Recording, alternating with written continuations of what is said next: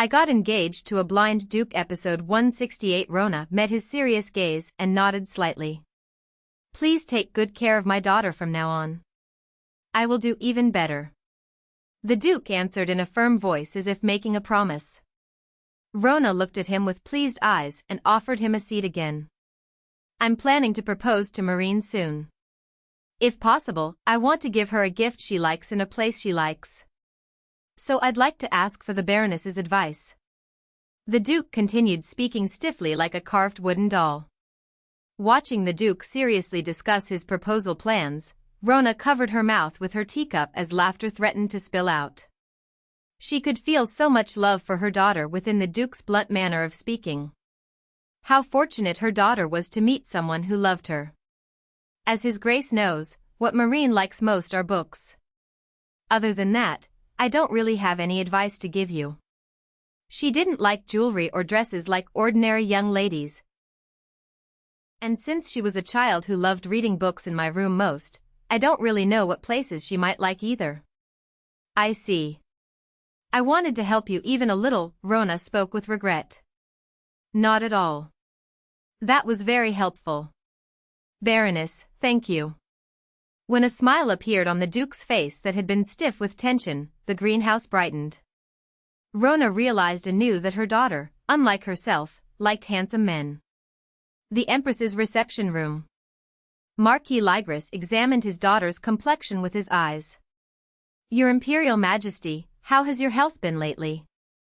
At the Marquis's worried voice, the Empress smiled brightly. I'm always the same. You're well too, aren't you, Marquis? Yes. Of course. Marquis Ligris answered deliberately, stronger, as if he needed no worry at all. His daughter, who had been weak since childhood, was becoming more frail day by day while in the imperial palace. When the emperor was the fourth prince, he thought it was an excellent marriage in terms of character and appearance. But he had been acting very thoroughly to win the minister's favor. If only he had known beforehand that the emperor was so greedy and fond of women, he would have definitely opposed this marriage. You came because of His Majesty the Emperor, didn't you? The Empress smiled faintly with a calm face. I'm sorry, Your Majesty. The Marquis closed his eyes tightly and bowed his head. Due to the Emperor's endless extravagance, the people were starving and the nobles were angry. The Diamond Palace being built recently was pouring oil on the boiling public sentiment toward the Emperor. The Marquis had come because he was worried about that matter. The atmosphere among the nobles is not ordinary.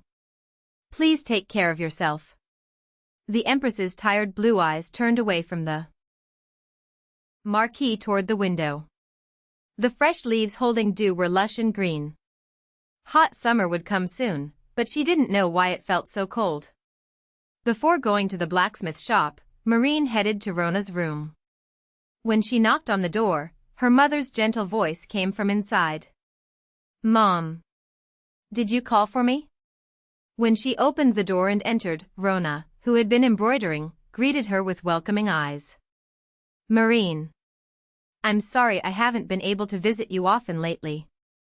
I should spend more time with Mom. No. It's good if you're busy. Marin hurried over to Roanna's side and chattered affectionately. Actually, I'm planning to propose to Gerald. So I've been working hard making something lately. Roanna's expression changed to one of interest upon hearing Marin's recent news. Oh my. You and His Grace really are a well-matched couple. Why? Marin tilted her head and asked, but Roanna only smiled quietly. I called you to return this book. Roanna handed Marin the book that was on the table. Where do demon beasts come from? Marin widened her eyes and looked down at the book. I found it in the carriage and kept it safe. Elmi said you read that book often. Yes, that's right. Thank you for keeping it safe. I should read it again after so long. Do that. Mom, I have to go again. Marin hesitated, feeling guilty about not spending much time with Roanna. It's okay. Go ahead. Roanna smiled kindly.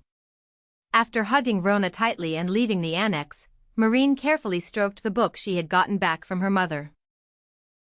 This book by an unknown author was very precious and grateful to her. It had helped her get employed at the Duke's castle and taught her many things about desert demon beasts, like a lifesaver. Who on earth had written this book? If only she knew who the author was, she wanted to find them and thank them. Marin walked slowly while reading the book. Thump. Oh. She was so absorbed in the book that she couldn't see ahead and bumped into someone. But this familiar solid body was? When she glanced up, she saw Gerald's expressionless face. It was an expression she hadn't seen much of lately. Marin. Gerald. Do I need to teach you the basic thing of not reading books while walking? The prickly Duke had appeared after a long time. His tone was sharp, but his eyes were full of worry for her. Since Marin knew it was her fault, she quietly accepted his scolding. I'm sorry. What book could it be that you were reading so frantically? When she obediently apologized, Gerald asked in a somewhat deflated voice.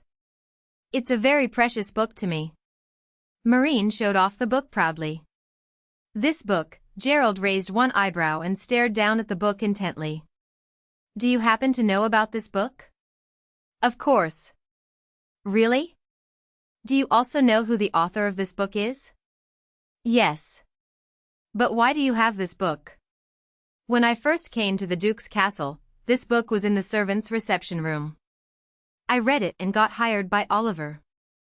And it was thanks to this book that I was able to avoid the monsters in the desert. I see. So that's why you knew so much about desert monsters. Gerald nodded with a face that said the mystery was finally solved. Who is the author of this book? The Western Duke. What? A strange voice popped out because she was so surprised. The Western Duke? The person in front of her? Reading her bewildered gaze, he chuckled and continued. The 20th Western Duke. Since it was a book made by a duke, they deliberately didn't write the author's name. Only the family heads have read it for generations. I saw it once before and left it in the office. Oliver must have organized it without knowing. What generation are you, Gerald? 23rd. Ah. Marin looked down at the book in a dazed state. So if it was a book written directly by the 20th Western Duke, wasn't it like a family heirloom? Such an important book was about to be thrown away, but was discovered by her and returned to the Duke's castle? The book's author was surprising, but the tenacious vitality of the book that returned like a boomerang was also amazing. Marin stared at Gerald with sparkling eyes. The 20th Western Duke must have been incredibly intelligent. So they say. Although the Vines family focuses on military force, records show that he was more scholarly. I see. Here. Marin held out the book to Gerald. Why are you giving this to me? It's a book written by His Grace the Western Duke. Of course it should be returned to its original owner. It was a book that no one except the family head could read and was buried away. That book met you and saw the light, so you are its owner. Can I really keep it? Marin asked with a bright smile. Of course. Gerald nodded as if it were natural. As if nothing he gave her was too precious. Every time she felt his love, a gentle spring breeze blew through her heart. I'll treasure it well. Thanks to this book, I was able to get a job at the Duke's castle, so I actually wanted to keep it. I see. I should be grateful to that fate that led you to me. Fate, Marin blankly repeated his words as if she had been struck. All this time, she had thought that if it weren't for the original story, she wouldn't have met him. But even knowing the original story, if it weren't for this book, she wouldn't have been able to get a job at the Duke's castle. In the end, this book had truly led her to him.